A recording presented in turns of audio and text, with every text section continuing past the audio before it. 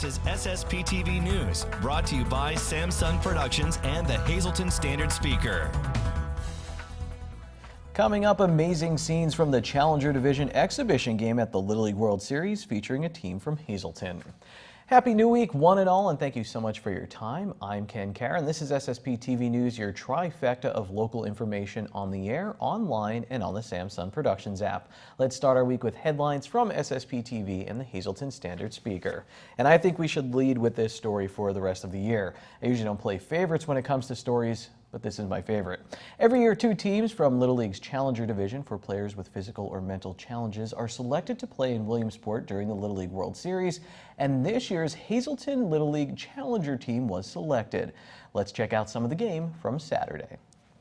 Everybody knew the Challenger Division exhibition game between Hazleton, Pennsylvania and Evansville, Indiana was going to be special. Everyone was prepared for the smiles from the kids and the tears of joy from the parents. The president and CEO of Little League International even gave people a heads up before the game. Today's really special because, Little League is for everybody.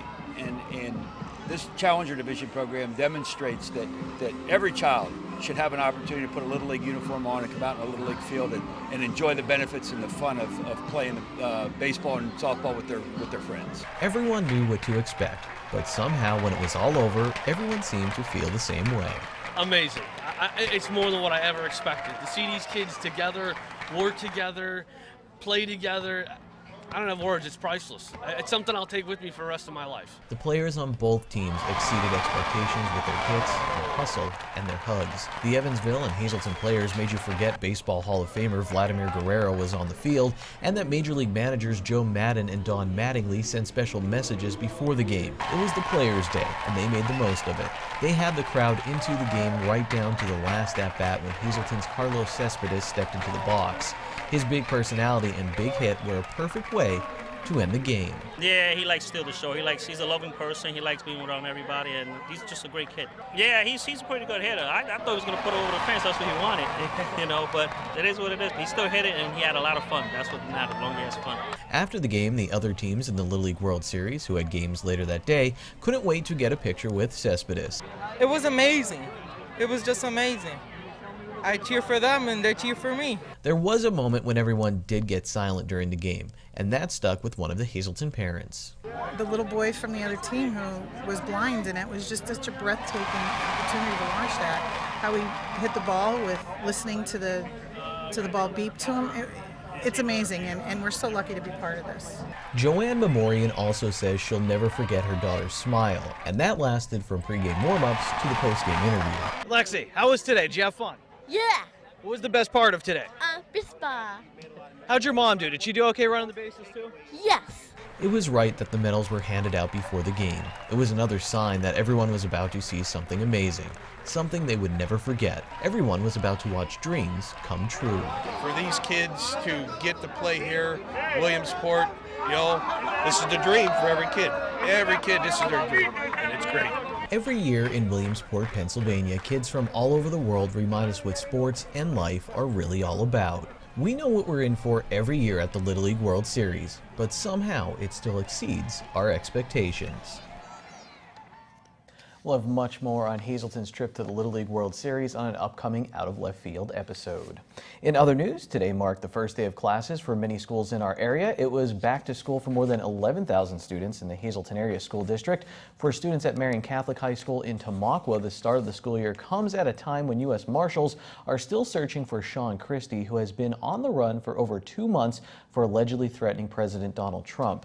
Because the search has recently focused in the Rush Township area, Marian Catholic school officials announced extra precautions to ensure the safety and well-being of students and staff. A letter posted last night on the school's Facebook page states that local law enforcement informed school officials that the regular operations of the school can continue with police patrolling the area throughout the day. Rush Township Police positively identified Christie as the person who broke into Skipper Dippers on Route 309 on Friday night after the restaurant closed. Chief Ken Zapofsky encourages residents to keep cars locked, property secured, and to report any suspicious activity. In a statement released today, the chief says that Township Police received additional resources from State Police in Frackville to provide extra patrols of the areas around the township schools. Meanwhile, it was a new school year and a new building for another school in the area. St. Jerome's Regional School opened its doors for the first time in the former Rush Township or Rush Elementary School building. The Marion High School cheerleaders were on hand this morning to welcome students to their new building. This is video courtesy of the school. The Allentown Diocese purchased the building from the Tamaqua Area School District for $1.2 million. Time now for weather on SSPTV News. Here's your work week forecast from the National Weather Service. Tonight we'll have patchy fog after 3 a.m. Partly cloudy, we'll have a low of 70 degrees. Tuesday, fog before 8 a.m. It's going to be hot with a high near 91 degrees. Tuesday night, mostly clear, low of 71. Wednesday is sunny, we'll get to 87 at night. A slight chance of showers and thunderstorms, low of 69 degrees. Thursday, 40% chance of showers, high of 81, down to 62 at night. A chance of showers again, maybe a thunderstorm. 30% chance of showers Friday, partly sunny, high of 75. Same chance at night for showers. We'll have a low of 62 degrees. Grab a pumpkin coffee. It's football season and we're heading to the mines. Here's our Week 1 high school football Coal Scale rankings. In the League Night grade, we have 3 local teams looking for a spark after losses in Week 1. Joseph Carvois had a rushing touchdown in Shenandoah Valley's loss to Mooresville, and Matt Doherty rushed for over 100 yards for the Marion Colts as they fell to Midwest. Tyler Claywell scored a 35-yard rushing touchdown to give the Monroe area Golden Bears an early 7-0 lead, but Tri-Valley came back in a big way. Dalton Leedy passed for over 200 yards for Tri-Valley in the win. And we have 3 teams that started the season on fire in our highest grade, the Anthracite grade. I put North Schuylkill and Hazelton area tied at number 2 and Tamaqua at number 1 because of the shutout, but remember we still have 9 weeks to figure all this out. North Schuylkill beat Loyal Sauk as Zach Chwanski chewed up 192 yards on the ground and scored 3 rushing touchdowns. Jaden Libby rushed for 191 yards and picked off a pass in the game. Tyler Elsden blocked a punt in the Week 1 victory. New Year, same Damon Horton, the Cougars running back, had 197 total yards, 135 on the ground in Hazelton area's win over Pontsville. He scored 3 times. Matt Fisher registered 3 sacks for the Cougar D, and Sparky Wolk at quarterback went 10 of 18 for 180 yards and a touchdown. Tamaqua got things going with a shutout of Line Mountain. Nick Briner rushed 10 times for 126 yards and 2 touchdowns, and Nate Boyle also had 10 carries, and he had 122 yards and 3 touchdowns. Quarterback Braden Knobloch passed for 164 yards, and Boyle and Pierce Demetriotis intercepted passes.